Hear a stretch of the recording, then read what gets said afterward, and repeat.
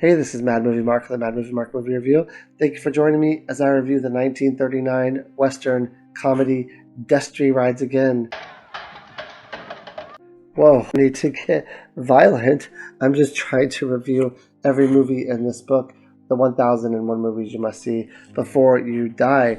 Destry Rides Again stars my favorite actor of all time, James Stewart, as Tom Destry Jr. Now, you may know him from such epics as It's a Wonderful Life, or Mr. Smith Goes to Washington, or maybe you know him from Hitchcock movies like Vertigo or Rear Window, but he was also a very prolific Western actor. I think he starred in like 20 Westerns, and this was the first one that he ever starred in. This movie also stars Marlene Dietrich as Frenchy. I've reviewed 3 other movies with her: Shanghai Express, Der Blue Angel, and Witness for the Prosecution. And I think my favorite with her, by far, is Witness for the Prosecution. This was her first American role, and this revived her career. Now, before she made this movie, her career was on a downward trajectory, and they came up to her and they said, hey, you should do a Western. At first, she said no, because she did not see that if she had any place in a Western, being, I think, a German actress. But she ended up doing it, and it ended up being great for her career. She had a torrid affair with James Stewart throughout this film, and she ended up having to get an abortion. So I guess that didn't work out really well. But she had torrid affairs with everyone that she worked with, men and women. Now, there is a direct spoof of her character in the film Blazing Saddles. The character Lily Von Strupp directly spoofs her, and I think she also does a fantastic job with that. Now, this reinvented the Western hero. Instead of a gun-slinging, gun-toting tough guy, Tom Destry Jr. is calm, moral, and initially refuses to carry a gun.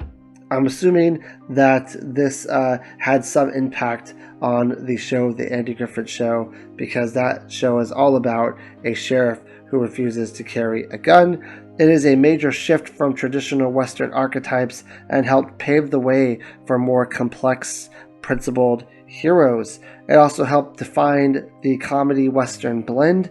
It mixes humor, romance, and action seamlessly, something uncommon at the time, and Westerns didn't have to be violent or serious, which is why I think James Stewart was perfect in this role, because he has that oh gosh darn golly type of acting way, and I think it worked out perfect for this film.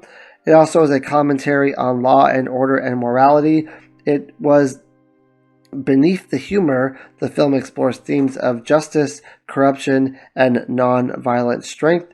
Destry's refusal to use a gun reflects a belief in law over brute force. Now, when this movie opens up, we have a character named Kent and a character named Frenchy. Kent is the bad guy in the town, and he basically runs this town. And he's playing a poker game with a guy who is very cocky and thinks that he can win every hand, and he's just betting all kinds of money, and he's betting the farm, he's betting everything, and finally he decides he's going to bet a big piece of land that he has that is basically the land that everyone has to go through. It is the Strait of Hormuz, where all these cattle have to go through it, and it's a very important piece of land. So he's gambling, and Kent uses Frenchy to kind of help cheat, and he wins this piece of land. Of course, he has to cheat to do it, and Kent decides he's going to charge people crazy amounts of money to move their cattle through this land. The person who's cheated decides he's going to try to get a gun and kill Kent, but the sheriff finds him and says, no, don't try to kill him, I'll go talk to him. And when the sheriff goes to talk to Kent, Kent murders him. Now the town doesn't have a sheriff, so they have to find a new sheriff, and the corrupted mayor decides he's going to appoint Washington as the new sheriff. Washington is the town drunk, and they think that since he's a drunkard, that he can be easily manipulated, that they can use him for whatever they want. He's going to constantly be drunk and not able to do his duties, so that means he's going to have to look the other way all the time, and he's just going to be very easy to use, essentially. But after he's made sheriff, he decides he's going to clean up his act, and he wants to take this seriously. Now, he always talks about how he was deputy to the greatest sheriff who ever lived, Tom Destry. However, Tom Destry is dead, so he wires Tom Destry's son, Tom Destry Jr., to see if he can come down and be his deputy. Tom Destry Jr. agrees to do this, and when he gets there, the whole town sees that he's not the hard-nosed fighter that they thought he was. He has a parasol, he's helping a woman out of a car, he's, like I said, very like gosh, golly darn, type of person. He doesn't have that toughened personality that they thought a deputy should have, and he also refuses to carry a gun. So the Sheriff Washington is embarrassed by this.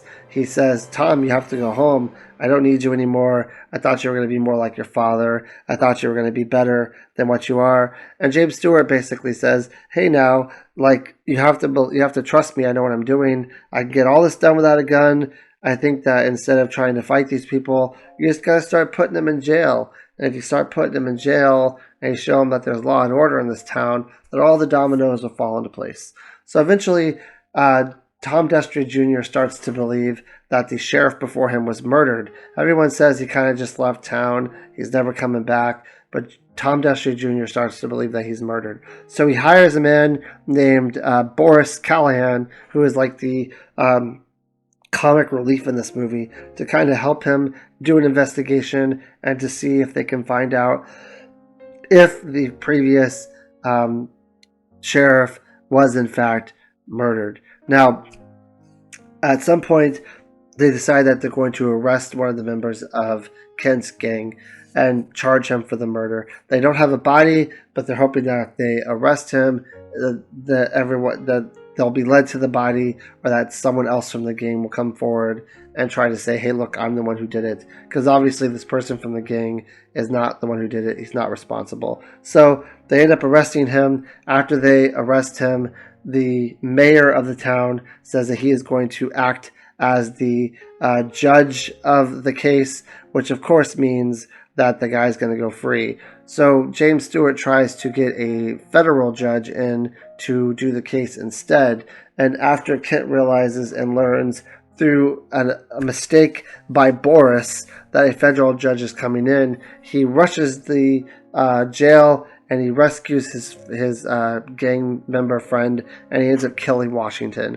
Now, after this happened, James Stewart takes up arms. He gathers all the men in town, and they decide that they're going to rush Kent's. They're all in the bar, so they're going to rush the bar, and they're going to try to take care of Kent. So now Tom Destry Jr. has a gun.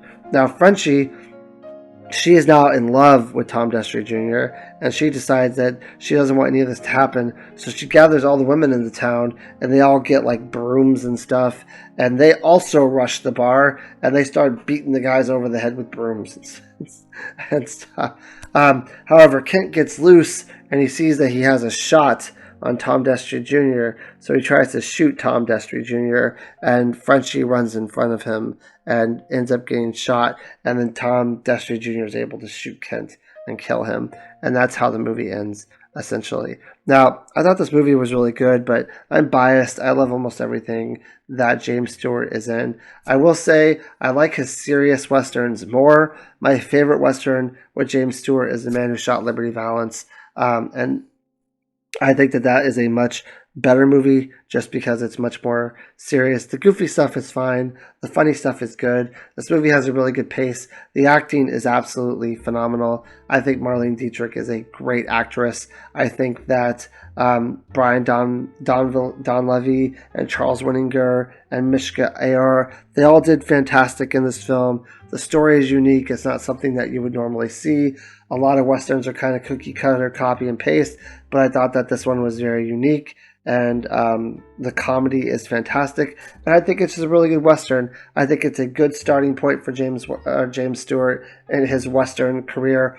I think they only get better from here, and I thought it was great. I give it an 8.5 out of 10. I hope you join me next time when I review Gone with the Wind. Thank you. Have a great day.